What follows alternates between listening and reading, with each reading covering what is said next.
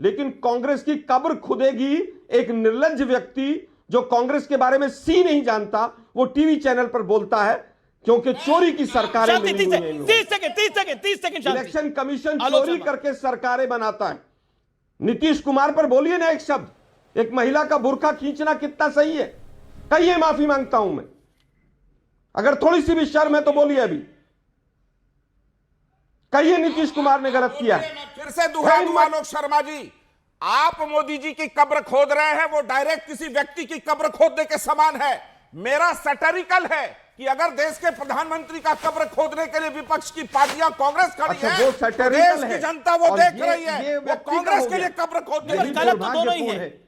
नहीं, गलत तो सही नहीं, एक व्यक्ति का कब्र खोदेगा कोई, देश के प्रधानमंत्री। मैंने बोला आलोक शर्मा, मैंने 3 बार ही बोला, टोका बोला, अच्छे से बोला मैंने। बोल सकते आप लोग बिकाऊ लोग हो, आप लोग।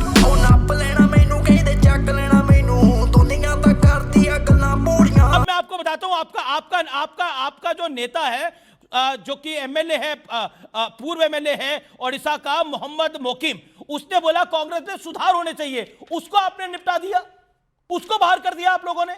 अब बताइए, वो तो कहता कांग्रेस में सुधार होना चाहिए, नया अध्यक्ष ने कराइए, नई उम्र का अध्यक्ष ने कराइए, उसको निपटा दिया आप लोगों ने। मेरा पॉइंट ये है, Congress has to smell coffee. देखिए मोदी जी, मैं आपकी सेवा में कैसे विपक्ष को फांस रहा हूं, अब तो पेमेंट भेज दीजिए।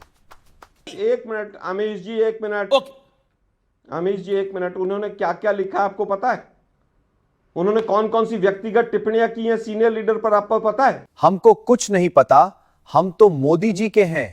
वो हमें पता है, और पार्टी हमें चलानी है, न्यूज 18 को नहीं चलानी। लेकिन जो हो रहा है वो सही नहीं हो रहा है।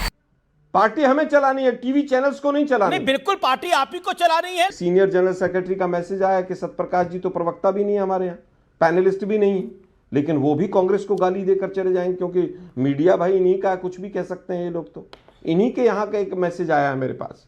लेकिन दुर्भाग्य ये है कि जो मसली मुद्दे हैं देश के, उनसे कैसे ध्यान भटकाया जाए। मतलब जर्सी काऊ कहना, हाइब्रिड बछड़ा कहना, 50 करोड़ की गर्लफ्रेंड कहना और सब कुछ कहना, वो सब ठीक है क्या? इनके ऊपर संसद रुक जानी चाहिए थी फिर उस समय पर, जब मोदी जी इस तरह की भाषा का इस्तेमाल करते थे? देश के प्रधानमंत्री ने पंडित नेहरू से लेकर आज तक किसी को नहीं छोड़ा। उस महिला ने गलत कहा, और गलत कहने के साथ साथ मैं एक्शन की भी रिकमेंडेशन कर रहा हूं। जेडीयू का एक नकली प्रवक्ता बैठ के कह रहा है कांग्रेस की कब्र खुदनी चाहिए। इलेक्शन कमीशन, मतलब निर्लज्जता की कोई सीमा ही नहीं बची। इलेक्शन कमीशन, मीडिया सब आपकी मदद कर रहा है, ये आरोप है बार बार।